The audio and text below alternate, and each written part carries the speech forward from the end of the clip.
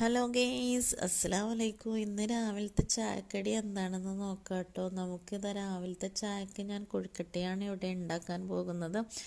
ഈ പത്തിരിപ്പൊടി തന്നെ, സാധാ പത്തിരിപ്പൊടി തന്നെയാണ് കേട്ടോ ഞാൻ എടുത്തിട്ടുള്ളത്. ആ സാധാ പത്തിരിപ്പൊടി എടുത്തിട്ട് നല്ലതുപോലെ വെള്ളത്തിൽ കുഴച്ചെടുത്ത് അത് ചെറിയ ചെറിയ ബോളാക്കിയിട്ട് കൈൻ്റെ അടിയിൽ വെച്ചിട്ട് ഒന്ന് പ്രസ് ചെയ്തെടുത്തതാണ് കേട്ടോ. അത് നല്ല മുല്ലമൊട്ട് പോലെ ഇല്ലേ കാണാൻ. എനിക്ക് ചെറിയ കൊഴുക്കട്ടയാണ് കേട്ടോ ഇഷ്ടം.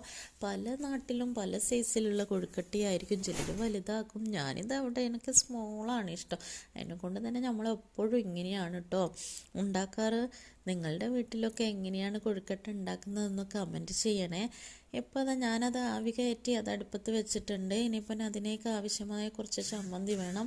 അപ്പം ചമ്മന്തി തേങ്ങ ചിരകി വെച്ചിട്ടുണ്ട്. അപ്പം തേങ്ങയിലേക്ക് 2 ടേബിൾ സ്പൂൺ മുളക് പൊടിയും കുറച്ച് ആവശ്യത്തിന് ഉപ്പും ചേർത്തിട്ട് ഞാനിത് നല്ലതുപോലെ മിക്സിയിലിട്ട് ക്രഷ് ചെയ്തിട്ട് എടുത്തിട്ടുണ്ട്. ആ സമയമാകുമ്പോഴേക്കും നമ്മളുടെ കൊഴുക്കട്ടക്ക് മാവ് ഇവിടെ വെന്ത് റെഡിയായിട്ടുണ്ട്.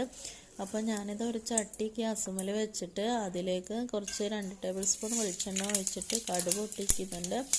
കടുവും കറിവേപ്പിലയും താളിക്കുന്നുണ്ട്. താളിച്ചിട്ട് ഈ കൊഴുക്കട്ടയിലേക്ക് നമ്മൾ മിക്സ് ചെയ്തിട്ട് അത് നല്ലതുപോലെ ഇളക്കി യോജിപ്പിച്ചാൽ ഇതാ നമ്മളുടെ കൊഴുക്കട്ട റെഡി കേട്ടോ. ഇഷ്ടമായാൽ ലൈക്കും ഷെയറും സബ്സ്ക്രൈബും ചെയ്യണേ.